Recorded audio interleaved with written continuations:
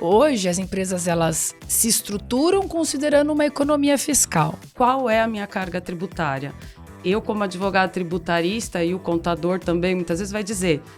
Depende. E ainda está muito embrionária essa discussão nos ERPs, tá? Assim, nenhum grande ERP veio ainda com esta mudança. Esta reforma tributária, ela está focando na tributação do consumo. Certo.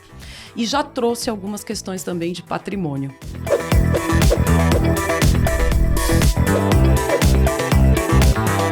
Olá a todos, eu sou Leandro Cisoto, sócio da Action. Bem-vindos a mais um episódio do nosso podcast. Esse episódio é bastante especial porque a gente vai falar de um tema extremamente relevante e quente nesse momento, que é a reforma tributária.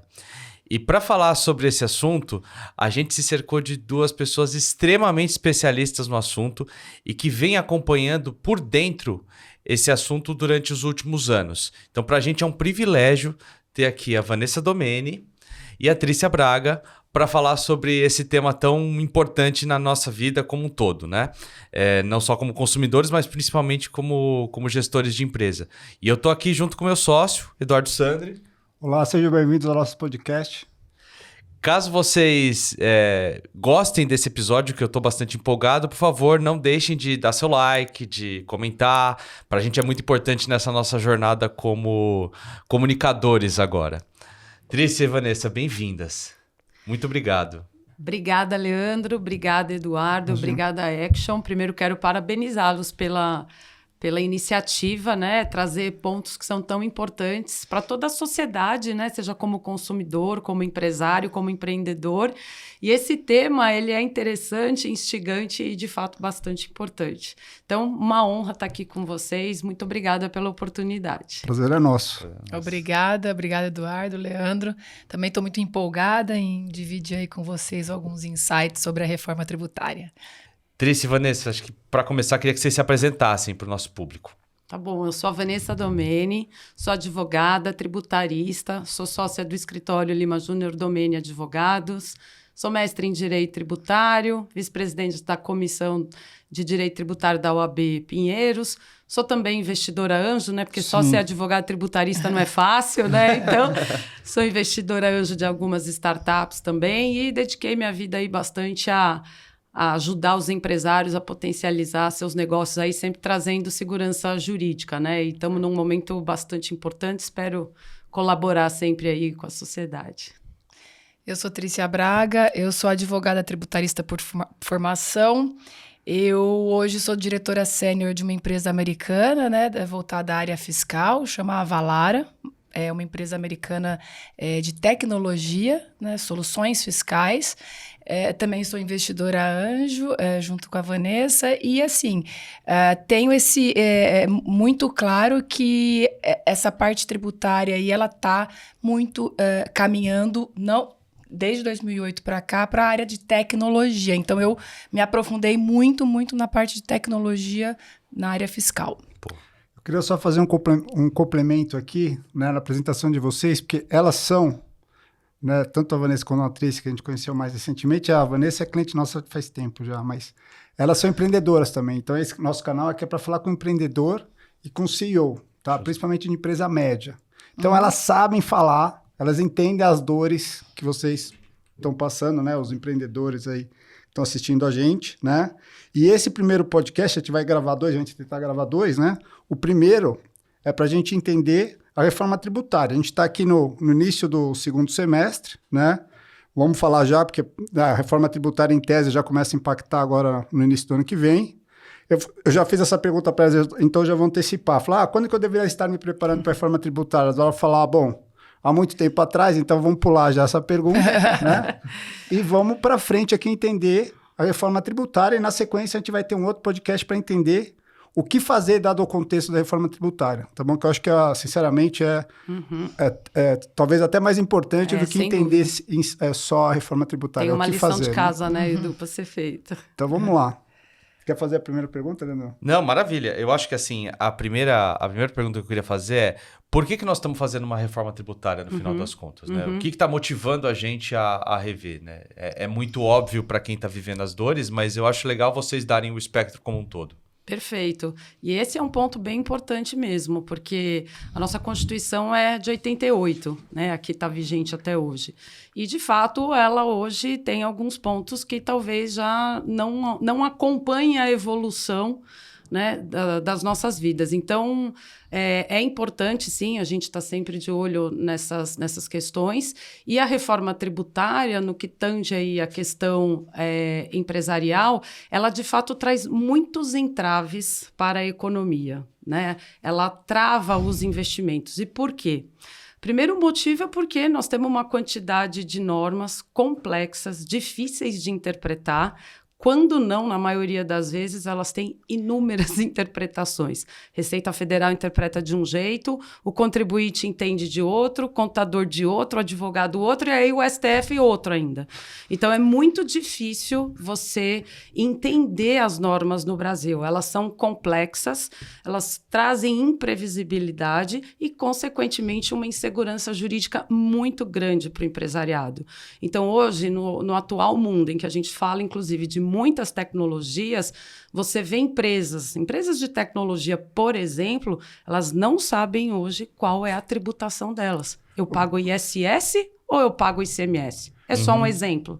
Eu acho, né, traduzindo isso para uma linguagem bem simples, acho que o sistema tributário do Brasil está ultrapassado, né? Na prática é isso. Ele está ultrapassado, né? Mas e cansado também, né? Mas eu acho que ele traz muita insegurança jurídica. Edu, como é que você traz um negócio para o Brasil? Pensa, né? O empresário que vai começar o seu negócio, qual é a minha carga tributária? Eu, como advogado tributarista, e o contador também, muitas vezes vai dizer... Depende. Essa é uma resposta ruim. É uma resposta péssima. E o que é pior, a gente tem um judiciário que demora muito para resolver as nossas questões. Então, a empresa começa a operação pagando uma determinada carga tributária que a gente acha que é a correta. Aí, dali 10 anos, 15 anos, você vai ter o judiciário decidindo algo que talvez seja contrário ao que você praticou. Como que você fica nessa situação? Sim. Fora que você tem uma briga entre os entes políticos. Você tem briga do município, que briga com outros municípios, que briga com o Estado, que briga com outros estados, que é a guerra fiscal que a gente fala. Então, esta é uma situação insustentável para o empresariado. Custa muito essa conta. Então, a reforma tributária, já passando para a Trícia aqui, ela tem como objetivo trazer simplicidade, eliminar a burocracia tributária, trazer mais transparência para o consumidor final, para ele saber exatamente o quanto que ele está pagando, né? E trazer justiça tributária, né? Pegar um pouquinho e trazer um pouco mais de igualdade. Então, são esses 3 pilares da atual reforma tributária. Tá bom, mas agora eu vou fazer uma pergunta bem direta para você, tá, Trícia? Qual é o principal impacto da reforma tributária que vai a partir de 2025? Se você tivesse que dizer para um empresário aí, qual é o principal impacto para ele? Eu diria financeiro. Que isso para mim, eu estou fazendo essa pergunta porque ela me disse isso para a gente ontem, eu tomei um susto. Essa não é uma reforma tributária, é uma reforma financeira. Mais do que uma reforma tributária, é uma reforma financeira, na minha opinião. Exatamente, muda tudo. Explica melhor, Trícia. Assim, o que acontece? Claro que por trás disso está realmente o arcabouço tributário, o sistema tributário brasileiro. E só adicionando uma questão, por que o Brasil está muito focado nisso? Porque já tem muitos anos que o Brasil quer entrar na OCDE. A OCDE tem uma lista de 17 pontos que o Brasil é obrigado a mudar, aderir, melhorar para entrar na OCDE. Um dos pontos, um dos 17 é o quê? É justamente melhoria do ambiente tributário. Então, houve uma pressão mundial no Brasil para que o Brasil migrasse para o modelo de VAT. VAT é o modelo europeu, né? Que é o valor agregado, né? Diferente dos Estados Unidos, a Europa, 190 países basicamente adotam VAT. Então, houve essa pressão para o Brasil entrar nesse mundo de VAT. Claro que eu falo que o nosso é um VAT tropicalizado. É totalmente diferente do VAT original. Porém, Mudando esse sistema, o que acontece? Você desloca várias questões financeiras mesmo, do pagamento e recolhimento do tributo. Uhum. Então, hoje, e isso é colocado muito forte pelo governo. O governo falou o seguinte, olha, hoje eu demoro em média entre a data da operação, que é a circulação, a emissão da nota. Saiu a nota do industrial, foi para o distribuidor. Eu demoro 2 meses para ver o tributo. 2 meses. O governo. Isso. Por quê? Porque eu emito a nota, no mês seguinte eu apuro e recolho. Então, vai mudar a forma de recolhimento de impostos. Exato. E o governo quer fazer o quê? Não, eu não quero esperar 2 meses para pegar o dinheiro. Eu quero o dinheiro na Agora. data da operação. Que beleza. Para ele é ótimo. Então, esse é o impacto financeiro que assim, as empresas com certeza precisam calcular o impacto no capital de giro. Exato, e seja mercadoria e serviço, né? Todas as prestadoras de serviços, é o que eu falo, serviço, a questão eu sempre recebo um valor antes, né? Um valor de sinal para prestação de serviço. Quem é o prestador de serviços que começa um projeto sem um adiantamento?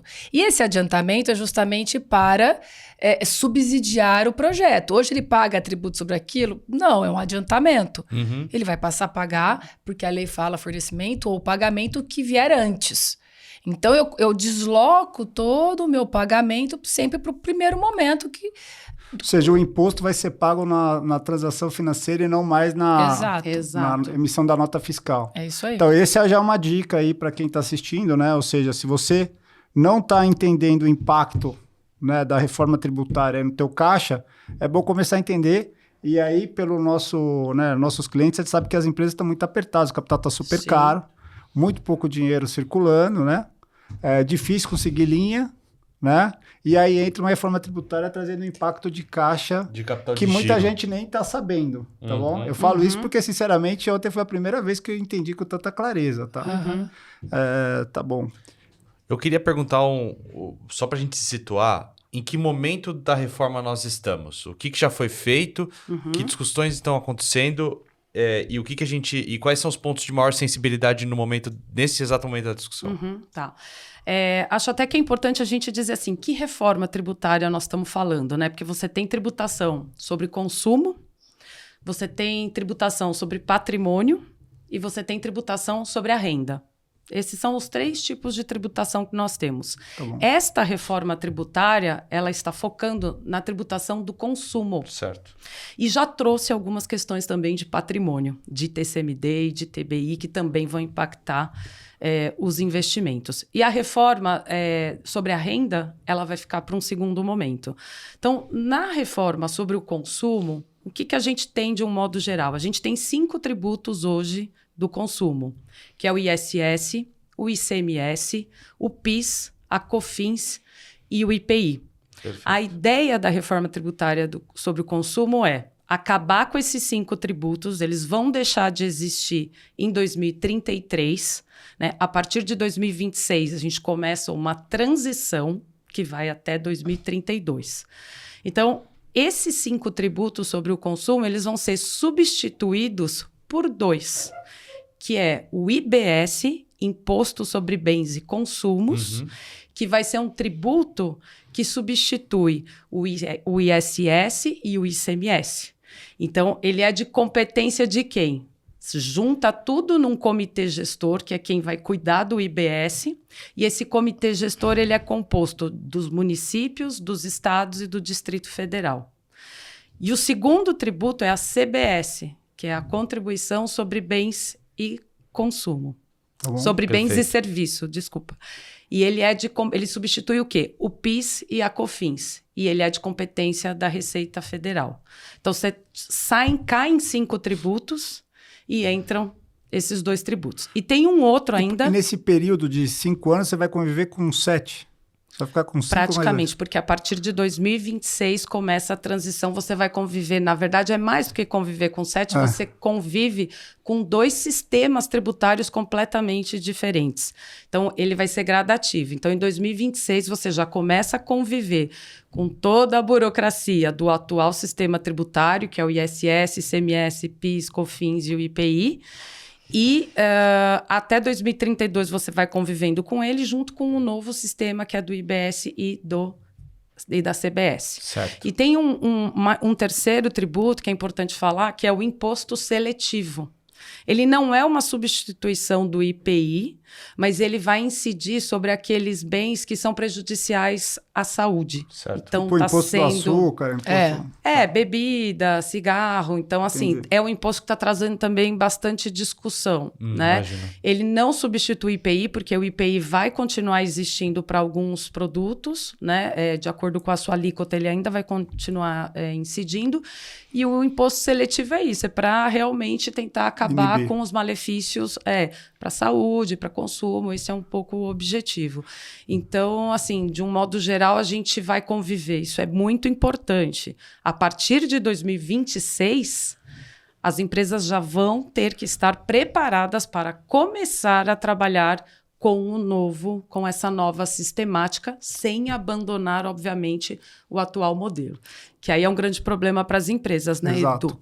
A Então, parte qual é o impacto pra burocrática, né, de conviver de 2026 até 32 com todo esse impacto. Você quer falar um pouquinho, Trícia? Eu tenho só uma pergunta em cima disso. Você acha que as empresas vão ter um aumento de custo para operar tudo isso? Com certeza. Porque olhando lá atrás, a gente passou um pouco por isso, né? Que você tinha. Então, você tem um impacto aí no meio do caminho, você tem um aumento de custo, que eu acho que as empresas têm que considerar isso no orçamento ano que vem já ou não?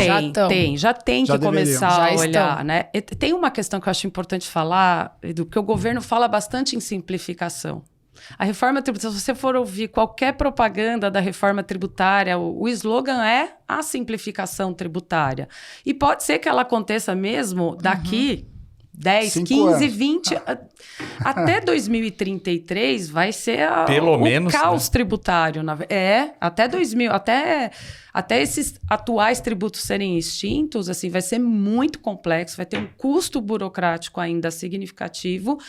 E tem que se preparar com antecedência. Não vai dar para achar que em janeiro de 2026 a gente começa a fazer isso, né? A Trícia pode falar um pouquinho mais disso. Vou passar para você já, tá, Trícia? Mas assim, eu acho que fica aí a dica, né? Eu acho que quem está fazendo orçamento agora, Sim. né? Porque a gente está em época de orçamento, já deve começar a considerar, estudar um pouco e considerar esse impacto de custo aí. De despesa. Eu aconselho, Edu, criar realmente até um comitê da reforma tributária, começar um projeto da reforma tributária, né? Porque ela é complexa. A mudança do sistema é complexa. Você tem alguns cenários, né? Como meio empresarial, né? Assim, eu tenho conversado muito com as empresas grandes, assim, todas que eu converso já estão incluindo a pauta de reforma no budget, todas. As grandes com certeza. Todas elas. Então, assim, comitês, elas já estão estruturadas para a questão de transformação digital. Então, dentro da área fiscal já tem uma área de tax transformation. Então, as grandes empresas, elas estão muito nesse... E já estão mergulhadas mesmo na reforma, já fizeram análises do que vai mudar. Então, assim, elas estão muito bem preparadas, pelo que eu vejo, e já estão preparadas para essa discussão de budget muito forte. Por quê? Porque, como a Vanessa falou, você tem um sistema atual que é extremamente complexo de dar manutenção, extremamente complexo. As notas, toda a parte de apuração, e você tem esse novo sistema. Qual é a grande questão? Você fala, tá bom, são 2 sistemas. Um vai conversar com o outro, porque o tributo novo incide sobre o antigo. Então, falar assim, o tributo novo incide sobre a base de cálculo dos antigos. Por exemplo, que ela falou, o imposto seletivo, ele incide sobre todos. Sobre IBS, CBS, ICMS e ISS. E o que já teve litígio isso aí, né? Já teve judicialização. Mas agora, como está na Constituição, que um incide sobre o outro, é constitucional. Mas não é bitributação isso? Ele constitucionalizou. Na verdade, não, porque você pode, desde que esteja constitucionalmente assegurado, você pode. Entendi. Então, o que acontece? Você tem 2 sistemas distintos que conversam entre si, ainda pior. Porque você vai precisar fazer o cálculo de um, depois jogar para o outro e fazer o do outro. Então, essa questão... E ainda está muito embrionária essa discussão nos RPs, tá? Assim, nenhum grande RP veio ainda com esta mudança. Então, essa é uma mensagem super importante aqui, né? Os RPs já estão preparados para o que está... Até porque está em discussão, né? Está em discussão. Só para confirmar. Alguém está preparado? Algum RP que já me atende? Não, Não. é impossível. Isso é impossível. Isso é impossível. O que tem são discussões, mas nenhum deles ainda veio com um modelo operacional pronto. Isso não tem, até porque o PLP aí tá, né? A gente não tem, a regulamentação ainda não saiu. Acabou. Então, Mas a gente precisa saber quando, e isso é uma questão que tem que ser colocada para os RPs. Quando vocês vão soltar isso? Porque a partir deles tem toda uma cadeia que também tem que se adequar. perfeito. Né? Então, o quanto antes eles começarem a soltar aí as questões técnicas, né, de como eles vão funcionar, melhor. Porque E para que trás você- tem todos os consumidores dessa informação, né? O contador que vai ter que consumir aquilo Exato, de um o jeito. dado, né? Você tem o dado É. fiscal, o dado financeiro, o dado contábil que você tem que ajustar. Então, com base nessa realidade, o que você recomenda para uma empresa média? O que ela tem que fazer? Primeiro é analisar o impacto que ela tem, porque assim, não dá para ela começar de outro jeito. Ela precisa olhar o impacto que tem na operação dela. Ponto. Esse é o passo 1. Mas depois, então, virou jogo, tá bom? A gente já está com a reforma rodando já, né? O novo sistema de impostos em transição. Como é que a área financeira, como é que uma empresa tem que se organizar na tua visão para atender Olha, essa demanda? Na verdade, assim, você precisa, como a gente estava falando ontem, a gente precisa ter uma junção entre algumas expertises, né? A área financeira, por exemplo, ela vai ter impacto, compras e venda, ela vai ter o impacto necessário, por quê? Questão de logística, questão onde comprar, onde vai estar estabelecido. A questão da logística vai mudar muito, né? A base da Esse é reforma... outro ponto que a gente vai falar. Isso é legal. Então, assim, a parte financeira vai ter impactos, né? Então, assim, primeiro, alteração de processos, né? E estratégia. Eu acho que questão estratégica vai passar muito forte por isso. Hoje, as empresas elas se estruturam considerando uma economia fiscal. A reforma vai tirar a economia fiscal do jogo. Né? Você tira completamente a economia fiscal do jogo. Por quê? Porque hoje você está em estados, municípios que te dão benefícios. Isso acabou. Isso. Então, mas acaba quando? Por exemplo, eu estou lá operando, produzindo no Nordeste para vender aqui para São Paulo. Acho que esse é um caso bem bom, que é a questão do destino e origem. Aham. Isso. Estou lá com esse benefício, não sei até que ano, né? Que tenho uma operação no Nordeste para vender aqui para o Sul, para o Sudeste, né? Que estou me beneficiando desses benefícios. Qual o impacto na minha operação? E quando é que isso Enorme. acontece? Enorme. Então, O impacto é muito grande. Primeiro assim, tá, Edu? Acho que é importante falar uma coisa que as pessoas às vezes falam, eu não vou dar importância para a reforma tributária agora porque ainda não está aprovado, né? Isso não é verdade, tá? Primeiro porque, assim, a emenda constitucional, ela já foi aprovada em dezembro de 23. Então, essa nova sistemática que a gente está resumindo aqui para vocês, o esqueleto da reforma tributária, que é a substituição, né, dos tributos, ela já está aprovada, não tem mais como voltar atrás, porque eu tenho visto empresariais, principalmente empresas de médio porte, vai prorrogar. Né? O que está em discussão hoje são os projetos de lei que vão implementar o IBS, a CBS e o imposto seletivo e que estão andando em ritmo acelerado. Tá até importante a gente falar. A gente tem o PLP, que é o projeto de lei principal, que é o 68, que já foi aprovado na Câmara dos Deputados e está agora no Senado. A expectativa é que outubro deste ano seja aprovado. Expectativa, você sabe como funciona a questão política. Agora, o esqueleto da reforma tributária já está aí. tá aí. Nós já sabemos, a gente já consegue mostrar para a empresa quais são os caminhos, né, dessa mudança da atual sistemática para como vai ficar. E para as empresas que têm os benefícios fiscais, como você bem colocou, o impacto é gigante, porque assim, no Brasil isso é histórico, a tributação ela é toda focada na origem, o que faz com que as empresas se locomovam. Então, eu vou para o Estado, eu vou para o benefício, para o município que vai me trazer mais benefícios. Isso já acabou com a reforma tributária. Isso não vai mais poder acontecer e ele vai acontecer até 2032, que é o último ano da atual sistemática, sendo que, gradativamente, ela já vai estar passando para a nova sistemática. Então, ela também já não aproveita mais na sua plenitude. Isso eu queria perguntar, porque ontem a gente começou a discutir quem se beneficia mais, quem se beneficia menos, enfim. Claro que a gente tem esse benefício geral que a partir do momento que está 100% implementado, isso tange a todo tipo de empresa, mas de alguma forma tem um pouco de winners and losers aqui, né? Então, quando você fala em setores, localidades e portes de empresa, por exemplo, a gente estava falando ontem do Simples. O Simples vai ser impactado por isso de alguma forma. Quem está mais ganhando e quem está mais perdendo com esse rebalanceamento tributário que a gente está passando? É importante falar que depende muito, muito, muito da operação da empresa. Sim. Onde ela está, igual a gente está falando, onde ela está estabelecida. Depende muito, porque hoje as indústrias, tem muitas indústrias que estão em locais beneficiados. Então, Sim. se a gente tira, né, essa desigualdade, esse componente de incentivos que ele é muito forte na indústria, vamos colocar assim, eu diria que as mais beneficiadas, até onde eu já analisei, são algumas indústrias. Por quê?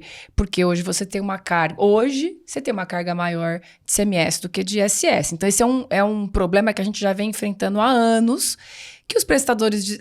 pega pura e simples ICMS e ISS. ISS, carga máxima, 5%. ICMS, você tem 18%, você tem 25%. Sim. Né? Carga média, 22%. Perfeito. Então, você já tem aí uma outra coisa, ISS não gera crédito, ICMS gera. Então, quer dizer, você tem já uma questão aí, um desequilíbrio. Isso sempre existiu. Só que o mercado se adaptou a esse desequilíbrio.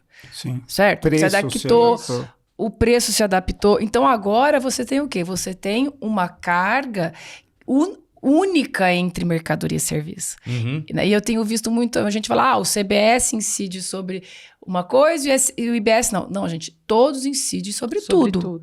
Todos sobre tudo. Então, você vai ter uma carga igualitária entre mercadoria e serviço. Isso, por si só, já faz com que haja um aumento de carga tributária para o serviço. Aí, o que o governo está falando? E a indústria, em tese, vai ganhar também. Ela vai diminuir um pouco a carga tributária. Então, a gente precisa entender quando o governo fala não haverá aumento de carga tributária. O governo está vendo... Na média. O todo. Isso. Quanto Perfeito. que entra para o bolso do governo? Não sei quantos bilhões por mês.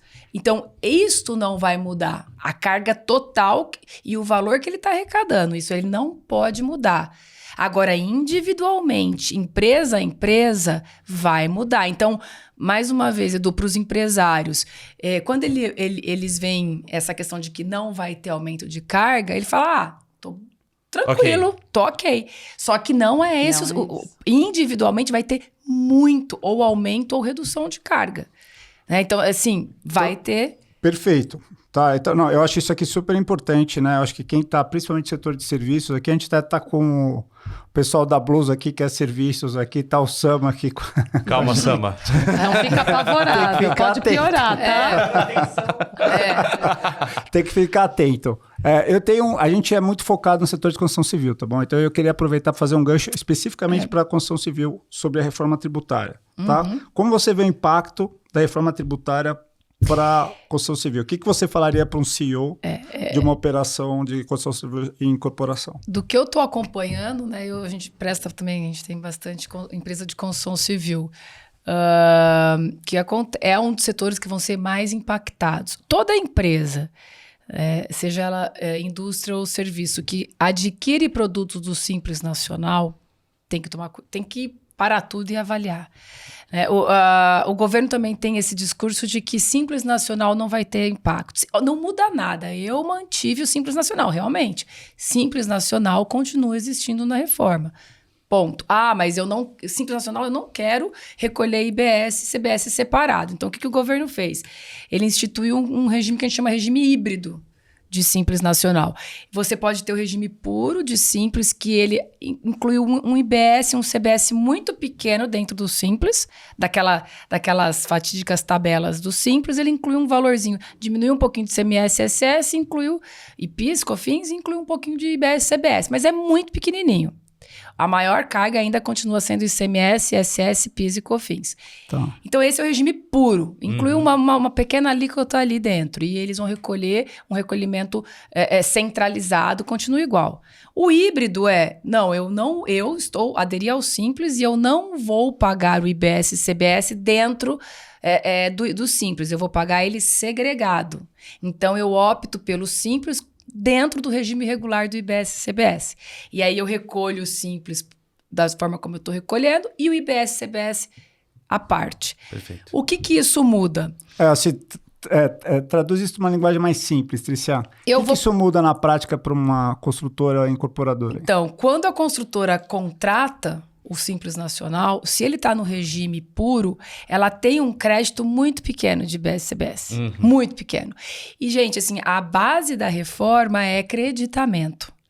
Eu falo que se a empresa puder focar 90% das análises dela no crédito e 10% no débito, é o que ela tem que fazer. Por quê? Porque a mudança de creditamento é creditamento amplo. Então, ela tem que creditar de tudo que ela puder.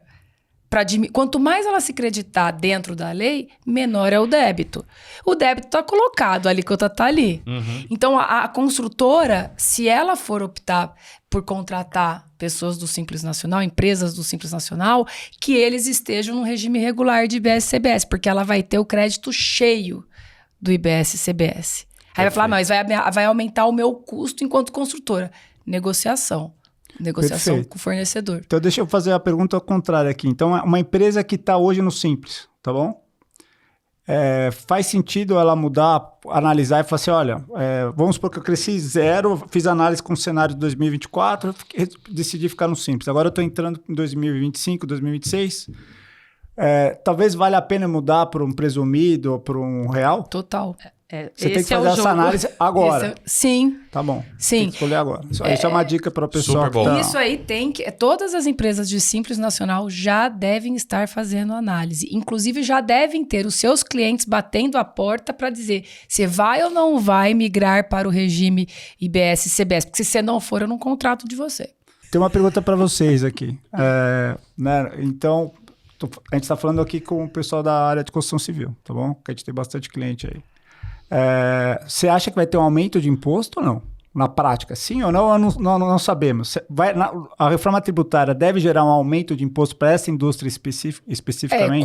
Como ela é uma prestadora de serviços, sim. Sim, eu também vejo Tá como bom. sim. E tem uma questão... E quais são as discussões estratégicas que vocês deveriam estar tendo agora? 2024, o que eles deveriam estar discutindo internamente? Além de fazer a análise da reforma tributária. A gente tem recomendado até para as empresas, Edu, de um modo geral, até principalmente para as médias, porque nem sempre elas aproveitaram todas as oportunidades tributárias que existem hoje aí no mercado. Então, eu até falo, tem um primeiro movimento que é as empresas hoje olharem se elas estão deixando dinheiro na mesa. Tem uma primeira situação que é isso, que é até independente da reforma tributária, porque elas precisam aproveitar todas as oportunidades até 2032. Porque, com o novo sistema, essa carga tributária vai aumentar. Então, assim, tem algumas lições de casa, eu acho. A primeira é essa. Faz uma análise da sua operação, da sua carga tributária, dos seus benefícios fiscais. Tem um benefício fiscal, por exemplo, que é a Zona Franca de Manaus, que é o único benefício que é garantido constitucionalmente, que ele vai sofrer alguma alteração na reforma tributária, mas ele vai continuar existindo. Então, eventualmente, os PPBs já aprovados lá na Zona Franca de Manaus possam ser benefícios interessantes. Então, tem um impacto, né, que é olhar a atual tributária, né, e como vai ficar, que eu acho que a empresa tem que começar a fazer ontem. Né? Perfeito. Isso eu sempre recomendo, tá? Porque a gente faz isso também na Action, né? A gente tem até a gente não divulga muito, mas a gente tem um BPO próprio que chama Front, que a gente lançou, a gente faz muito esse trabalho. E assim, de cada 10 casos, e de cada 10, 9 falam, a gente não tem nada, a gente já capturou tudo.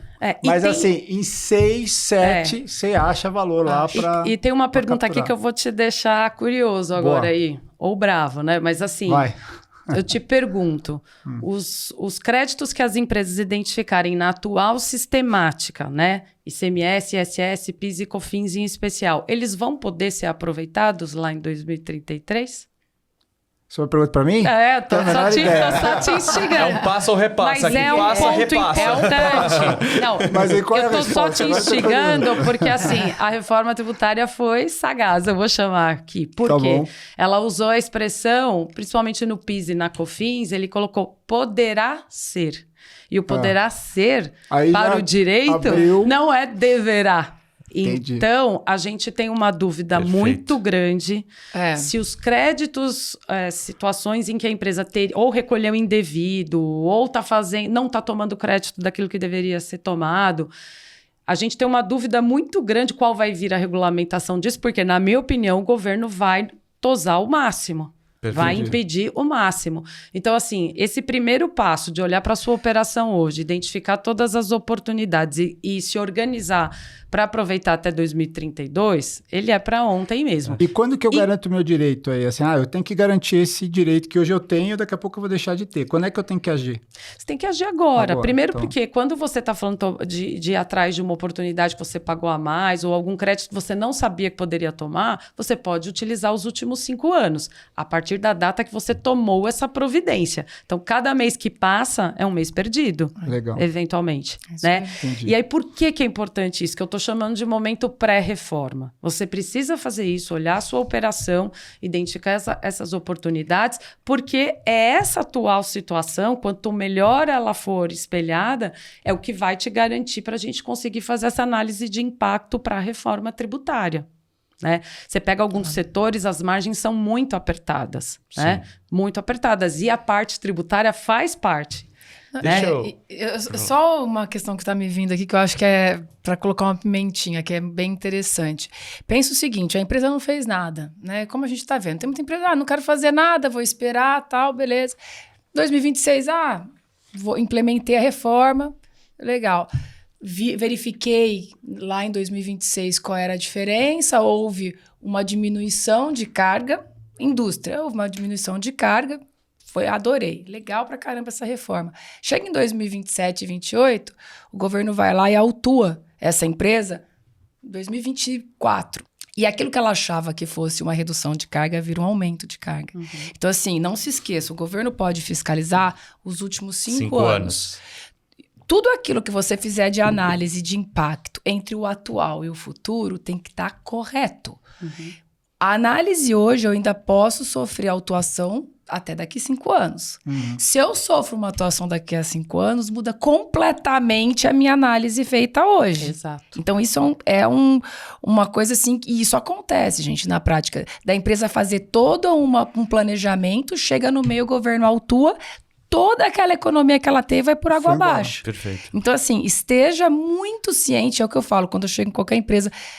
tá tudo certo, você bota a mão no fogo. Eu vou colocar o fogo aqui pra você colocar a mão no fogo, porque é isso que vai fazer com que a análise de impacto seja correta. Perfeito. Por isso que eu recomendo fortemente a contratar a Van quando for fazer esse trabalho. Deixa eu fazer uma pergunta. Deixa eu fazer uma pergunta sobre a história da tributação na origem e no destino, porque isso tem um impacto relevante sobre malha logística das empresas. Uhum. Eu queria que vocês explicassem isso um pouquinho mais de detalhe. E como que isso pode impactar as decisões sobre localidade de plantas, localidade de distribuidores, no final das contas?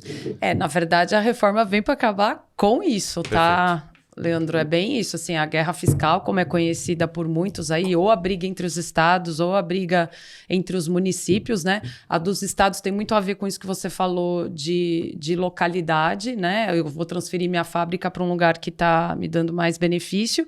É um problema que gerou um desgaste muito grande para contribuinte, porque a briga era entre os estados e quem pagou a conta foi o contribuinte, né? Perfeito. Os estados que ficavam nessa briga e quem teve que pagar isso no final do dia foi com uma autuação, multa de 100%, foram as empresas. Então, e é um conceito que, de fato, não é mundialmente feito, né? Assim, tudo que for planejamento para localidade não é um bom planejamento. Mundialmente falando, em termos de planejamento tributário. Só acontece aqui, porque né? você dá a opção de mudança de localidade mesmo. Então, assim, como eficiência para arrecadação também, né? Assim, como planejamento tributário mundial realmente não é um planejamento que já está provado que não funciona. Então, mundialmente, a tributação é no destino. Perfeito. Né? Então, e aí, quando vai para o destino... o destino quem que é? É quem consome. Então, independente de onde aquele produto foi fabricado, de onde aquele serviço foi prestado, no caso é o tomador do serviço, é quem recebeu, o consumidor final, que na verdade incide a tributação e vão ter os repasses dos impostos aí para fins de arrecadação. Então, mas na prática, só para tangibilizar. Então, eu tenho lá uma fábrica que hoje está lá no Nordeste, por causa do benefício fiscal, e estou vendendo aqui para São Paulo. Tá bom? Depois da transição, em algum momento da transição, aquela fábrica que hoje eu fui lá investir, né? Contratei gente e tal, pode deixar de fazer sentido. Pode. E aí fazer muito mais sentido produzir mais perto do consumidor, ou mais perto... É uma outra lógica. Vai ter que entender quais são os termos daquele benefício, né? Tá. Normalmente, assim, tem um prazo de validade, tem esses benefícios que foram feitos, grandes investimentos vinculados à geração de emprego, né? Produção, um mínimo de arrecadação. E aí, cada programa tem... Mas tem uma questão de prazo, né? O impacto, assim, uma empresa dessa de cara, que tem um benefício em alguma cidade do Nordeste e 90% da venda dela tá no Sudeste, ela vai ter um impacto grande. Qual eu acho que o maior problema disso, e eu acho que o governo também vai ter que tratar? Se uma empresa dessa sai de um município desse e vai para o Sudeste, o impacto na região vai ser muito grande. Então, o que eu estou alertando também é o seguinte, não é só uma questão tributária, mais uma vez.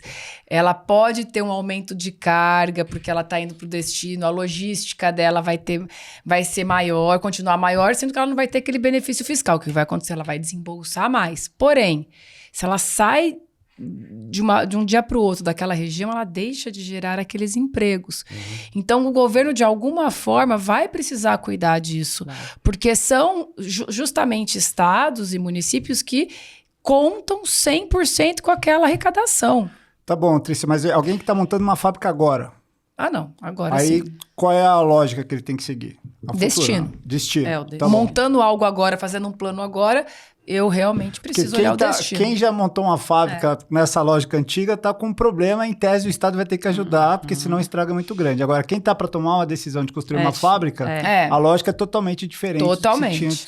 E tem uma discussão aí que aí é bem jurídica, mas assim, benefícios fiscais de ICMS, por exemplo, hoje, para quem não tem, não é nem só essa análise de impacto tributário, porque a Receita Federal hoje quer tributar pelo imposto de renda, contribuição social sobre o lucro, os benefícios fiscais, né? E aí é um assunto que está sendo discutido judicialmente. Então, eu tô com algumas empresas lá que porque algumas empresas vão ter benefícios fiscais pelos próximos 5 ou 6 anos. Eventualmente vai fazer sentido, tá, Edu? Tá bom. Se considerar, você pega o Compex no Espírito Santo, você fizer eventualmente até 2032, durante esse tempo de transição, talvez ele te trouxe alguma economia. Mas agora você não pode só analisar sob a ótica do benefício fiscal do ICMS, porque tem a Receita Federal já que está tributando imposto de renda e contribuição social, embora juridicamente seja um absurdo e tem uma jurisprudência favorável. Mas é um ponto. O que eu entendo anteriormente, toda a lógica de incentivo para escolher uma localidade ou outra, no que tange a relação entre governo e empresa, se dava através do imposto. Isso, de certa forma, criava uma complexidade de linguagem muito grande. O governo vai ter que achar outra forma de prover incentivo que não através do imposto. Criando algum programa, um incentivo de investimento, alguma linha de financiamento, alguma coisa que dê incentivo para a empresa, mas que não faça disso um arcabouço fiscal, um arcabouço tributário não vai ser mais permitido totalmente complexo. Exato. E nessa questão de arrecadação quer dizer, do ponto de vista dos municípios e estados, a transição para que eles peguem esse dinheiro é até 2077. Então, são 50 anos... 2077. Então, para nós, contribuintes, a gente vai estar pagando. Para eles, vai ter todo um critério de compensação extremamente complexo para que eles não percam a arrecadação. Então, até 2077, o que o governo falou, olha, vocês vai compensar de alguma fundo forma. de compensação. É um fundo de compensação. Tá, então, isso o que a gente precisa avaliar é essa questão mesmo, tá? Onde tem mais falta de emprego, tá? Mas haverá essa compensação. Do lado do contribuinte, ele tem que mudar a cabeça dele para surfar a nova onda, vamos colocar assim. Certo. Deixa eu mudar de tema aqui, você trouxe um ponto muito legal e eu queria explorar, né? Você falou ontem, né? E aí, com isso eu estiver errado. Falou assim, o SPED perde força, né? Que hoje, se pegar as equipes de finanças, está muito focado no SPED. E você precisa aprender reconciliação, gestão do caixa, né? Explica um pouquinho esse teu ponto ontem, Trícia. O que você quis dizer com isso pra gente? Falar, o SPED perde força, por quê? O governo, a Receita, né? O governo, junto com estados e municípios, eles já soltaram um desenho de como vai ser o novo sistema tributário. Então, o que eles estão fazendo? Nesse sistema, ele tem lá um portal, né? Dentro desse portal, o que ele está falando eu vou fazer uma apuração assistida. Sabem o imposto de renda, pessoa física, que você opta por aproveitar as informações? BR, lá, isso aí. Isso. Exato, é aquilo. Vem uma pré-declaração. Você já declara para mim. O governo já vai ter pré-formatada a sua apuração do mês. Acabou. Isso vai ter. Isso é líquido e certo, gente. Isso veio para ficar e vai ter. Então, ele já vai saber. Por quê? Porque tudo está na nota fiscal. Mais um ponto aqui que foi a base da conversa. Hoje, a gente só tem a declaração do tributo, que é o que a gente fala. Quanto que o tributo passa a ser executável pelo governo? Após a entrega da obrigação, do SPED. Então, eu só declaro o tributo quando eu apuro e entrego a obrigação no SPED. Perfeito. Então, ele só passa a ser devido naquele momento. Agora, com a reforma, ele passa a ser devido na emissão do documento. Então, a nota fiscal passa a ser declaratória, que é o que a gente chama. Então, na nota, então você desloca 2 meses para frente para o momento da operação. Se eu já posso cobrar o tributo que está na nota, concorda que a nota passa a ser o documento em que eu estou apurando o meu tributo? E é ali que o governo vai fazer? Vai pegar todas as notas emitidas, todas as notas debitadas e vai apurar o valor no dia. O que ele quer fazer? Real time, diário. O objetivo final do governo é conseguir ver se aquela empresa no dia tem débito ou crédito. Tem débito, paga. Tem crédito, eu te devolvo. E ele está falando que ele vai ser muito rápido nessa devolução. E ele vai pegar a parte dele no split ali, né? Exato, ele pega já no pagamento. Não vai chegar na sua conta bancária, não vai chegar. Não chegaria. O governo já pega a parte dele. Exato, ele já pegaria. Pra eliminar a sonegação, né? Impressionante a eficiência do governo. Gente, isso daí vai ver funcionar muito bem. Eu sou uma entusiasta, assim, eu sei que como tributarista eu posso não gostar muito da reforma, mas como sistema de tecnologia, eu adoro. Por quê? Vai ser outro mundo. A gente está entrando numa era que só o Brasil vai ter isso. Né? Então, assim, quando você desloca, o governo vai ter condições de fazer essa apuração pré-assistida no detalhe, porque ele também vai conectar com os bancos. Então, ele vai ter toda a informação se houve o pagamento daquela nota. Se ele tem a informação do pagamento, se ele tem a informação do crédito e do débito, ele faz a apuração.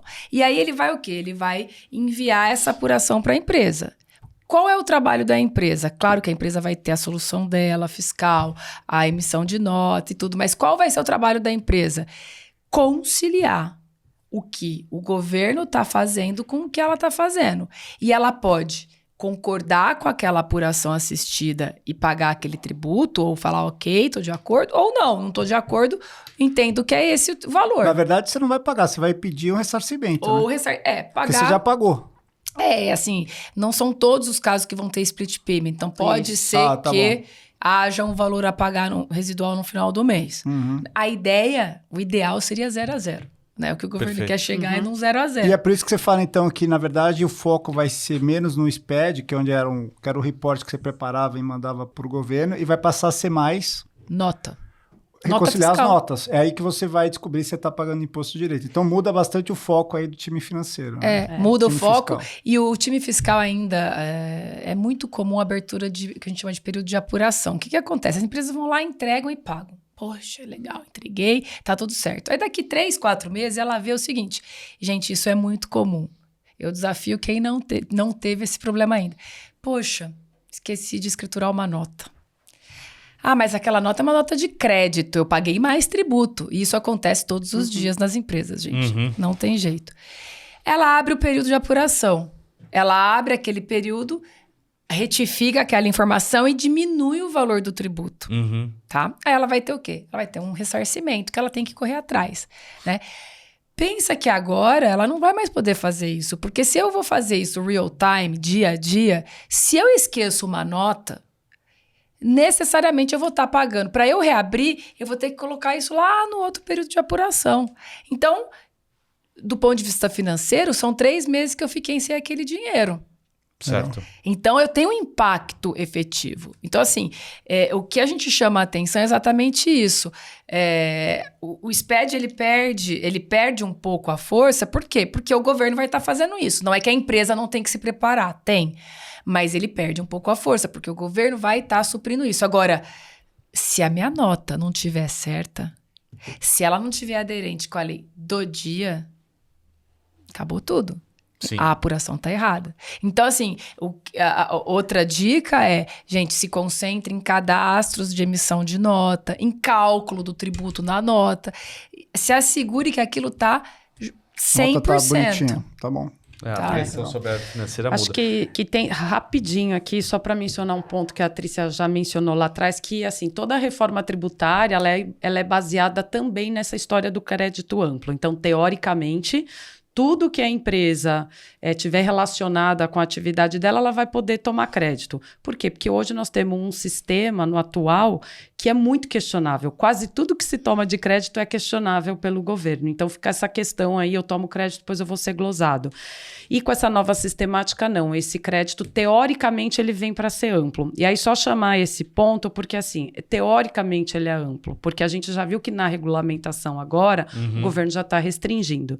Então, por exemplo, crédito amplo, para mim, deveria tomar sobre tudo. Mas já veio na regulamentação dizendo, olha, o que for de bens de uso e consumo, não vai poder tomar crédito. Então, isso é um ponto importante que a empresa vai ter que fazer uma análise dentro do impacto que a gente estava falando, Edu, do que vai poder dar crédito, porque isso vai impactar diretamente na alíquota efetiva dela. Então, são pontos muito que claro. A gente acredita até que talvez tenham outras regulamentações futuras trazendo mais restrições. Então, vai ser também a gente tem um esqueleto e nós vamos ter que ficar atentos, principalmente para o setor de serviços, porque eles não têm quase nada de crédito. Sim. Bom, Van e Trícia, obrigado pelo podcast. Antes de eu me despedir de vocês, porque a gente vai gravar mais, eu queria só fazer um gancho aqui para o próximo. Esse aqui a gente discutiu e esmiuçou o que é a reforma tributária pela visão de vocês. E o próximo podcast a gente vai falar sobre o plano de ação, tá bom? Que eu acho que é o mais importante. Você, empreendedor, você, diretor de empresa, o que você deveria estar tendo de plano de ação, pensando em ações para ser feito agora, estou falando 2024 e 2025, tá bom?